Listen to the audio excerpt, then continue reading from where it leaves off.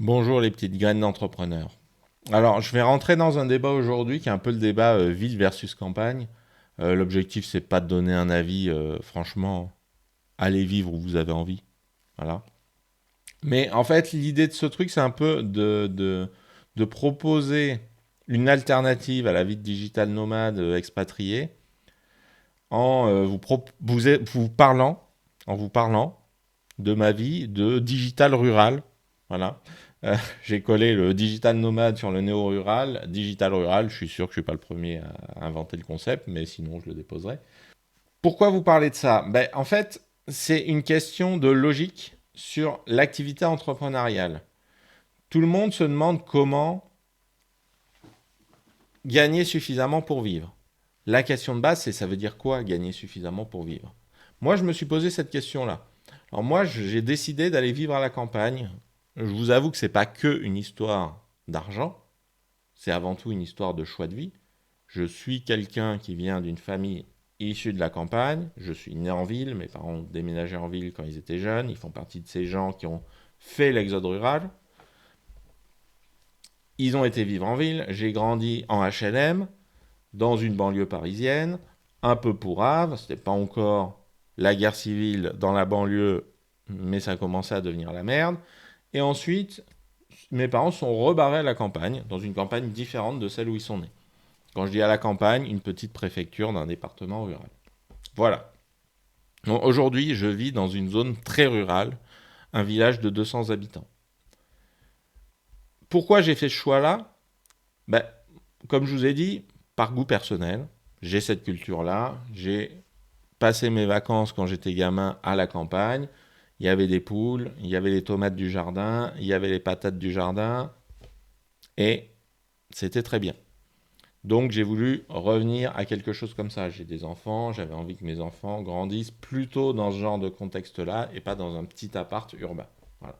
J'aime aussi vivre en ville, mais j'ai fait le choix de vivre plutôt à la campagne et je vais en ville de temps en temps pour le boulot, en région parisienne pour les vacances. Plusieurs fois j'ai passé des vacances à Paris. Voilà, très bien. Paris, c'est une super ville. Paris, c'est quand même la plus belle ville du monde. C'est tout. Je dis pas ça parce que je suis parisien, mais pas pour y vivre. Voilà, c'est mon avis. S'installer à la campagne, qu'est-ce que ça veut dire concrètement? Ça veut dire avoir un coût de l'immobilier très bas. Que ce soit un loyer, dans mon village, vous pouvez avoir des appartes, des 3 pièces, à 150 balles par mois. Voilà. C'est du HLM, c'est du public, c'est pas le confort idéal, mais à partir de 150 balles par mois, vous avez un 3 pièces. Voilà. Dans le privé, vous avez plutôt tablé sur 250-300 pour un 3 pièces. J'en ai un d'ailleurs à louer, si vous voulez. Et je le mets sur Airbnb, ça me rapporte plus. Donc voilà, à ces prix-là, vous pouvez vous loger. Si vous faites un emprunt, que vous achetez une maison avec du terrain, vous allez vous en sortir pour quelque chose entre 3 et 500 balles par mois. Voilà. Donc ça, c'est super important parce que l'immobilier, c'est ce qui coûte le plus cher avec l'alimentation dans la vie. Donc, il y a une forme de minimalisme qui est attachée au fait de vivre à la campagne. Ça rejoint un peu ces deux notions-là. C'est pas tout à fait la même chose. Vous avez les minimalistes qui vivent en ville, qui s'habillent toujours pareil. Moi, vous voyez, j'ai 5 ou 6 couleurs de chemises différentes quand même. Je suis un peu extravagant pour un minimaliste. Moi, je suis assez minimaliste. J'ai des pulls ou des vestes, voilà, des polos ou des chemises, que des couleurs qui tournent autour du blanc, du noir ou du gris, comme ça s'accorde bien, et des jeans et un ou deux costards au cas où. Voilà, je suis pas un sapeur, voilà. Je suis désolé, les discussions sartoriales, ce sera pas ici. Voilà. Vous allez voir si ça vous amuse. Moi, j'ai déjà vu des vidéos comme ça. Je trouve ça très bien qu'il y a des gens que ça intéresse. C'est pas mon cas. Moi, c'est l'entrepreneuriat.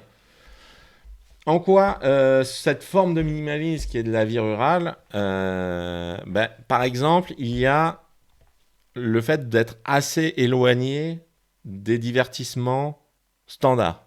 Oui, le cinéma est loin, j'y vais rarement. Une ou deux fois par an, j'y vais, soit avec ma femme, soit avec les enfants ou les deux. Voilà, c'est tout. Les concerts, j'y vais de temps en temps, mais c'est loin. Donc j'y vais pas tous les jours. Et les bars, Bon, bah, il y a le bistrot du village. C'est vrai qu'on y tourne vite en rond. On voit toujours les 3 ou 4 mêmes personnes. Et je vais pas tous les week-ends au bistrot du village. Je m'arrête souvent boire un café. Voilà. Et c'est vrai qu'il y a beaucoup moins de distractions. Et donc, pour être dans un cadre entrepreneurial focalisé, c'est pas mal. Voilà, vous avez moins de dispersion et ça vous coûte moins cher. Vous avez moins accès au supermarché. Vous devez bien organiser votre vie. Vous faire livrer un Uber Eats ici, mort et enterré. Bah, du coup, voilà, hein, nous, on cuisine. On cuisine avec les légumes du jardin et les œufs de nos poules. Et ça nous va très bien. Avoir un coût de la vie qui diminue beaucoup, c'est très positif pour l'entrepreneuriat parce que ça veut dire que vous pouvez accepter d'avoir un taux horaire plus bas que le marché et quand même capitaliser à la fin. Et c'est là où moi je capitalise pas mal parce qu'avec mon taux horaire qui est plus bas que les prix du marché pour de la gestion de projet, j'arrive quand même à gagner convenablement ma vie. Voilà, comme je vous ai dit, je fais à peu près 2 500 € net avec quelque chose qui n'est pas un temps plein. Donc j'ai du temps pour d'autres activités entrepreneuriales à côté. Et donc avec cet argent-là, je paye largement la maison, mes emprunts, c'est-à-dire par exemple l'emprunt de mon bureau ici, et aussi suffisamment de quoi faire vivre ma famille. Et à la fin, il me reste à peu près 500 à 1000 € par mois. Hein. Je ne vis pas qu'avec ça, ma femme travaille. On a à peu près 500 à 1000 € par mois à épargner. Voilà. Ce serait impossible en ville.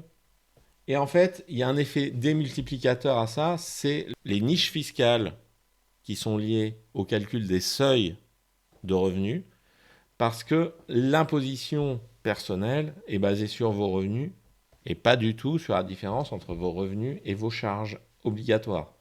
Et donc, plus vous baissez vos charges obligatoires, moins vous avez besoin d'un gros revenu pour épargner. Donc, plus vous êtes bas dans l'échelle des seuils d'imposition. Et donc, moi, je paye 0% d'impôt. Donc, il y a un double effet sur l'économie. Premièrement, vous faites de l'économie qui vous permet d'être en dessous des seuils, qui ne vous oblige pas à aller chercher encore plus d'argent pour payer les impôts liés au fait que votre train de vie est supérieur. Voilà. Donc, l'entrepreneuriat rural, c'est top de ce point de vue-là. Évidemment, la vie n'est pas rose tout le temps, c'est pas super pour tout le monde.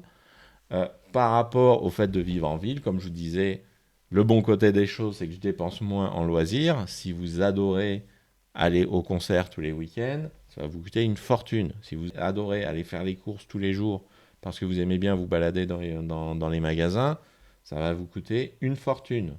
Donc, choisissez bien. Il y a une idée reçue selon laquelle pour vivre à la campagne, il faut acheter une ferme ou une mini-ferme. Non. À la campagne, vous avez des appartements. Vous pouvez acheter un appartement dans un petit village ou louer un appartement dans un petit village. Vous pouvez être locataire, vous pouvez être en HLM. Et dans un petit village, vous pouvez avoir des petites maisons avec peu de terrain, voire pas du tout. Il y a beaucoup de maisons de bourse, ce qu'on appelle les maisons de bourse. Ce sont des maisons qui sont collées les unes aux autres dans un village et qui en général soit n'ont pas de terrain du tout, soit ont une petite parcelle derrière eux. Et ça, c'est le truc le moins cher au mètre carré qui existe sur le marché français. Vous pouvez avoir des maisons parfaitement vivables, qui sont mitoyennes des deux côtés, et qui sont très peu chères. Et quand je vous dis très peu cher, on va balancer des chiffres. Là où je suis ici, là où je suis ici, c'est une maison qui fait un peu plus de 30 mètres carrés et qui m'a coûté 25 000 € et qui a été utilisable tout de suite. Voilà, j'ai changé les fenêtres parce qu'elles étaient un peu vieilles et que j'ai décidé de changer les fenêtres. J'en étais pas obligé. Un jour, il faudra que je change ce poêle-là, mais il fait très bien le boulot. Il est un peu vieux, il est un peu moche. Il est très moche. Bon, mais il chauffe. Voilà. Donc, ce genre de bien immobilier, ça coûte très peu cher. Vous pouvez très bien acheter ça et être entrepreneur en même temps. Ou le louer pour pas cher. Donc, ce mode de vie a des gros avantages. Les inconvénients, ce sont les inconvénients liés à ces avantages-là. Vous êtes un peu loin de tout. Et vous avez moins de loisirs disponibles. Après, franchement, si vous passez vos journées sur Netflix, on peut très bien le regarder ici à la fibre. Donc voilà, les inconvénients de ce mode de vie. Quel type de projet entrepreneurial sera facilité par le fait de vivre à la campagne? Attention, c'est plutôt les business en ligne, parce qu'effectivement, soit les business en ligne, soit tout ce qui est autour du bâtiment. La campagne, c'est un endroit où il y a beaucoup de bâtiments par rapport au nombre d'habitants, et donc le secteur du bâtiment est surreprésenté, et ça manque, en tout cas ici, ça manque, et il y a beaucoup de zones rurales où on manque beaucoup de main-d'œuvre dans le bâtiment. Et donc vous pouvez très facilement trouver du boulot. Je ne connais aucun artisan ici qui n'a pas des mois d'avance sur son carnet de commandes. Voilà. J'ai fait venir un couvreur une fois chez moi, 18 mois. J'en ai un qui est venu, seulement un, 18 mois, il m'a donné comme délai d'intervention. Si vous êtes dans le bâtiment, la campagne, a priori, vous allez pouvoir vous en sortir. Sinon, dans le digital, vous allez pouvoir vous en sortir. Et donc, on en revient au titre de la vidéo, voilà, ma vie de digital rural. Si vous êtes dans le digital et que vous envisagez l'expatriation parce qu'on se fait tabasser par l'administration fiscale et la vie est trop chère, expatriez-vous en France. Allez dans un territoire rural, vous aurez un coût de la vie bas, vous pourrez optimiser votre rémunération et vous pouvez travailler pour les grandes métropoles, au tarif des grandes métropoles si vous arrivez à vendre à ce prix-là. Moi, je suis un peu moins cher parce que je ne suis pas un très bon vendeur. Et vous pourrez toucher plus d'argent par rapport personnel, épargner plus par rapport à si vous êtes en ville. Et le gros avantage, c'est que vous êtes en France, avec une juridiction française, avec une culture française, vous pouvez parler à vos voisins, vous vous comprendrez mieux. Hein. Je ne dis pas qu'il n'y a pas quelques petites incompréhensions au début quand je suis arrivé ici, mais voilà. Et vous aurez beaucoup moins de difficultés dans la vie qu'aller à l'autre bout du monde où vous ne connaissez pas la culture.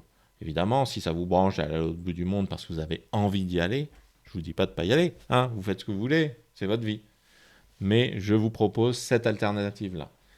Donc, ça a des avantages à la fois du point de vue entrepreneurial. Baisser le coût de la vie, ça veut dire baisser l'argent que vous devez faire tous les mois pour réussir à survivre, d'une part. Et d'autre part, ça a des avantages du point de vue juridique et culturel, parce que vous comprenez ce qui se passe autour de vous. Vous ferez moins arnaquer si vous achetez de l'immobilier par rapport à l'étranger, parce qu'à l'étranger, vous ne connaissez pas les pratiques et vous ne savez pas comment vous couvrir juridiquement. Vous avez de la protection très importante en France pour les acheteurs immobiliers, c'est-à-dire pas de crédit à taux variable, pas de crédit qui vous engage plus que votre bien. Vous avez toujours une garantie hypothécaire sur votre bien, donc pas possible qu'il y ait une crise des subprimes en France. Pas possible de revendre votre maison et d'être quand même surendetté à la fin. Voilà. Tout ça, c'est super important. C'est des choses qu'on ne maîtrise pas à l'étranger, dont on n'a pas forcément conscience. Et vous pouvez vous foutre vraiment dans la merde à cause de ça. Donc si vous ne maîtrisez pas ces aspects-là, si vous n'avez pas l'appétence juridique, ce sera plus protecteur pour vous de rester en France. Pensez à la diagonale du vide. Sur ce, si ce que je vous ai dit vous intéresse, mettez un like. Si vous pensez que vous viendrez voir une vidéo plus tard, abonnez-vous pour être tenu au courant. Et sinon, il ne me reste plus qu'à vous souhaiter une bonne journée.